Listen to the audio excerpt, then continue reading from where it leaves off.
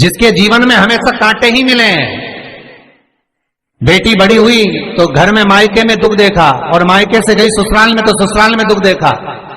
ससुराल में भी दुख देखने के बाद में भी पति को बहुत कुछ काम खुलवाया, बहुत धंधे खुलवाए, नौकरी लगवाई, पर वो पति बार बार छोड़ कर आ गया, बार बार तकलीफ भोग रहा है, बार बार कष्ट भोग रहा है। फिर थोड़े दिन काम करता है, थोड़े दिन छूट जाता है, फिर व्यापार में बढ़ता है, फिर छूट जाता है, फिर कोई दुकान खुल गई, थोड़े दिन अच्छी चली, फिर वापस वहीं घर पर आकर बैठ गया, अर्थात उसके जीवन में वो शूलता चल रही है। तो बाबा देवाधिदेव महादेव कहते हैं, ये 3 घड़ी 3 पल 3 नक्षत्र 3 समय 3 दिन में जो शूल मुझे समर्पित करता है उसके जीवन से मैं शूल हटा देता। वो 3 दिन लिखे स्कंद पुराण में।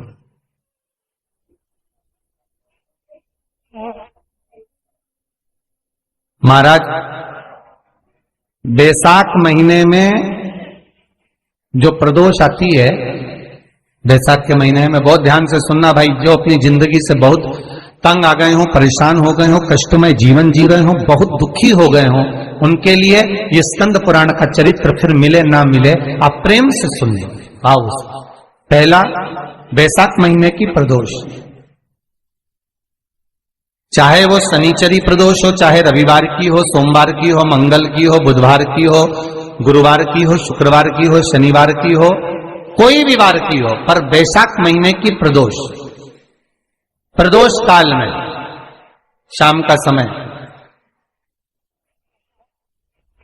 सूर्य डूब रहा हो, बस डूबा ही हो, और उस समय पर सूर्य के डूबन के तुरंत बाद बाबा को धतूरे के साथ में बेलपत्री ना चढ़ाते हुए बेलपत्री के वृक्ष के 7 कांटे बाबा के शिवलिंग पर समर्पित करे जाते हैं। महाराज अपनी जिंदगी में अड़चनों को हटाने के लिए, फिर आप जिस व्यापार में उतरे, जिस व्यवसाय में उतरे, जिस नौकरी में उतरे, आप दिल से करें, आपको तरक्की मिलेगी। आप हार नहीं सकते, नीचे नहीं आ सकते, उन्नति पर ही चढ़ेंगे।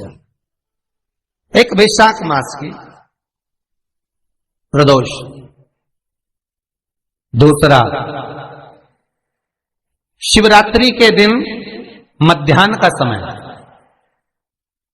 महाराज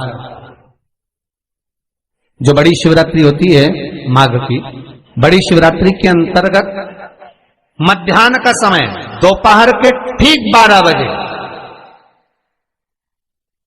चाहे फिर वो कोई भी दिन हो, महाराज शिवरात्रि जिस दिन पड़ रही है,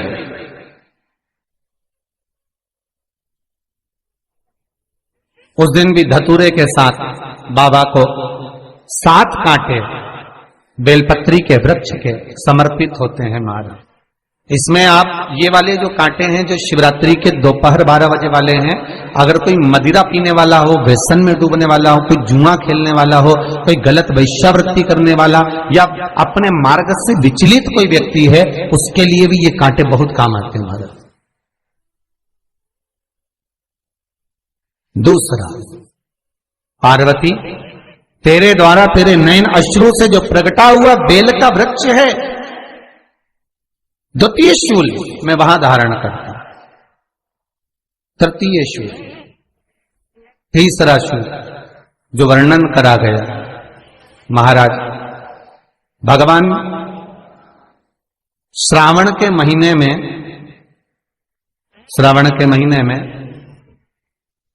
जो भी दूसरा सोमवार पड़े, जो भी पड़े, श्रावण के महीने का जो दूसरा सोमवार होता है, उस दूसरे सोमवार में रात्रि के समय पर, अर्थात शास्त्र अब घड़ी और पल का स्मरण करेंगे तो रात्रि के बजेंगे 10 से 12 बजे, महाराज 10 से 12 के बीच में धतूरे के साथ बाबा को शूल समर्पित होता है। महाराज ये भी हमारी बाधाओं को, हमारी तकलीफों को, व्यापार व्यवसाय के लिए, नौकरी सर्विस के लिए, बहुत सारे एग्जाम में आप बैठ लिए, गवर्नमेंट एग्जाम के लिए बैठ लिए, नहीं हो रहा, ये 3 बार मेरे शंकर को बेलपत्री के वृक्ष के शूल समर्पित होते हैं, उसका आनंद पाना और उससे अपने को सुख प्राप्त करना।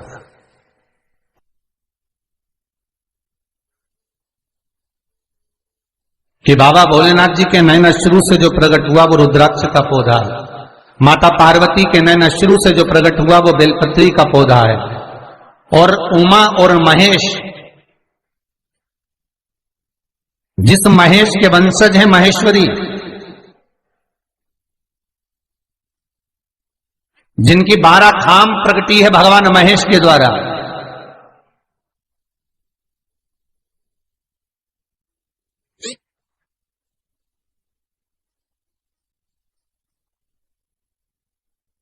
वो महेश और उमा और महेश का जो चरित्र है कि उमा और महेश का जब प्रागट्य हुआ, उमा और महेश जब दोनों आनंद में विभोर होकर जब चलते हैं और दोनों के बैठने से तप मुद्रा से जो पौधा उत्पन्न होता है वो शमी का पौधा है।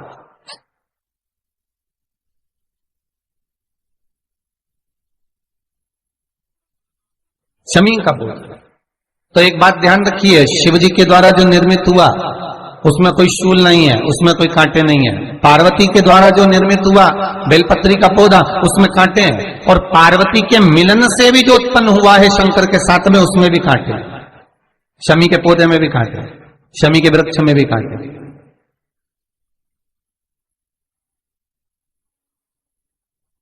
तो पार्वती जी स्कंद पुराण में प्रश्न कर रही हैं भोलेनाथ जी से कि प्रभु मुझे ये बताओ कि आपके द्वारा जो निर्मित हुआ उसमें शूलता नहीं है, पर मेरे द्वारा जो निर्मित हुआ उसमें शूल क्यों आया है, उसमें कांटा क्यों आया है? थोड़ा सा माताओं, मेरी जीजियों, आपको थोड़ा बुरा तो लगेगा इस प्रसंग को सुनकर, पर लग जाए, पर आज कथा निकली है तो सुन लो है कि शिवजी जिस रुद्राक्ष को उत्पन्न कर रहे हैं उसमें शूलता नहीं है, पर पार्वती जी जो संग में मिली हैं उसमें भी शूलता है, और पार्वती के द्वारा जो प्रकट हुआ बेलपत्र उसमें भी शूलता है। तो भगवान महादेव बोलते हैं पार्वती, मैं तुझे कुछ कहूं और कहने पर तुझे तेरे हृदय में कोई बात चुभे, शूल लगे तो मुझे ठीक नहीं लगेगा। नहीं नहीं नहीं, आप कहिए प्रभु, मैं सुनने के लिए तैयार हूं, आप तो बोलो कि कारण क्या है। भगवान कहते हैं पार्वती, बस अंतर इतना है, नारी का जो स्वभाव होता है, स्त्री का जो स्वभाव होता है, उसके हृदय में छोटी छोटी बात के शूल बहुत होते हैं।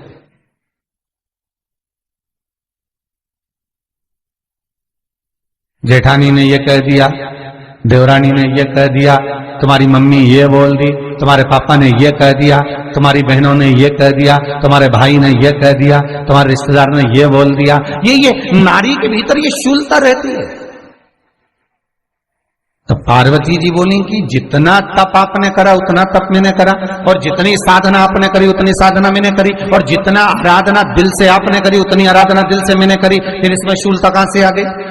भगवान शिव बोले, बस पार्वती बात इतनी सी है कि जब मैं आराधना करने बैठता हूं तो मेरी दृष्टि में सम्मुख में कुछ नहीं होता। जब मैं आराधना करने बैठता हूं तो मेरी दृष्टि में मेरे सम्मुख में कुछ नहीं होता कि कौन ने क्या करा है, कौन ने क्या बोला है, कौन क्या कर रहा है, उससे मुझे मतलब नहीं होता, उससे मुझे कोई मतलब नहीं। पर पार्वती, जब तू आराधना करने भी बैठती है ना, तो तेरी चित्त वृत्ति में कहीं ना कहीं किसी ना किसी रूप में कोई शूल आ ही जाता है।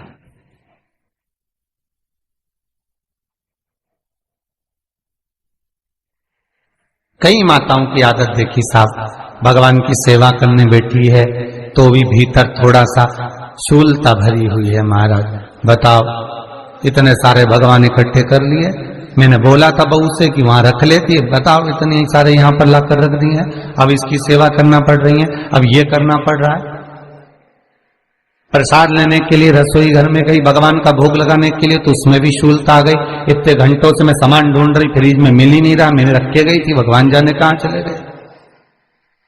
भगवानों को वस्त्र पहना रही है तो शूलता है। अलमारी का ड्रॉज खोला, इसमें मैंने सामान रखा था, ना जाने भगवान का श्रृंगार कहां चले गया, कौन ने हाथ लगाया, फिर शूलता आ गई। भोजन करने बैठे तो शूलता है, कोई कार्य के लिए जा रहे हो तो शूलता है। अर्थात कहीं ना कहीं नारी के जीवन में शूलता बनी हुई है। और पार्वती, जब तुम भजन करो, तप करो, साधना करो, भक्ति करो, उसमें शूलता नहीं होना चाहिए।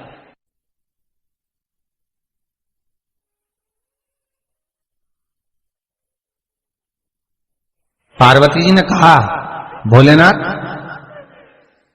तो क्या आप मुझे स्वीकार नहीं करेंगे बेलपत्री के रूप में? क्या मुझे स्वीकार नहीं करेंगे शमी पत्र के रूप में? पद्म पुराण, स्कंद पुराण, लिंग पुराण, नर्मदा पुराण और शिव महापुराण, ये सारी पुराणे वर्णन करती है। पार्वती जी का खंड आनंद वर्षक कर रहा है, वर्णन कर रहा है। पार्वती खंड वर्णन कर रहा है, सती खंड वर्णन कर रहा है, उमा संहिता वर्णन कर रही है। क्या आप मेरा ये बेलपत्र का स्वरूप आप धारण नहीं करेंगे? इसमें शूलता इसलिए भगवान कहते हैं नहीं नहीं, धारण तो करूं।